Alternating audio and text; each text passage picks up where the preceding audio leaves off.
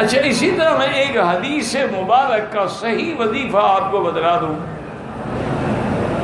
چونکہ رمضان مبارک کا مہینہ ہے، اتنا آسان وظیفہ ہے اور آپ حیران ہوں گے کہ اس پہ ثواب کتنا ہے۔ حضور پاک نے فرمایا کہ جو بندہ بازار میں جا کر یہ کلمہ کہے لا الہ الا اللہ وحدہ لا شریک لہ لہ الملک ولہ الحمد یحیی ویمیت وہو حی لا یموت بیدہ الخیر وہو علی کل شیء قدیر، 1,00,000 نیکیاں لکھی جاتی ہے اور 1,00,000 گناہ معاف کر دی۔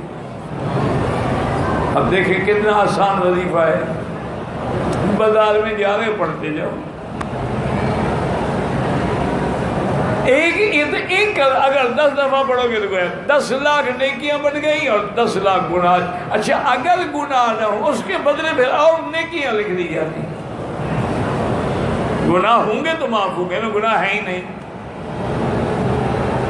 تو اللہ تعالیٰ اب یہ اتنا آسان، اچھا لوگ غافل ہیں، حالانکہ صحابہ، تابعین، اولیاء اللہ کبھی کبھی بازار میں اسی لیے جاتے تھے کہ جا کے ہم اس ذکر کا فائدہ اٹھا لیں اور حضور کے فرمان سے نفع کمائیں۔ تو بازار میں جانے کا مقصد ہی ان کا یہ ہوتا تھا کہ جا کے اللہ کا ذکر کریں، کیونکہ سب سے بری جگہ جو ہے وہ بازار ہے۔ تو جب آدمی اس بری جگہ پر آ کے اللہ کا ذکر کرتا ہے تو اللہ اس کی درجات کو اور نیکی کو بڑھا دیتے۔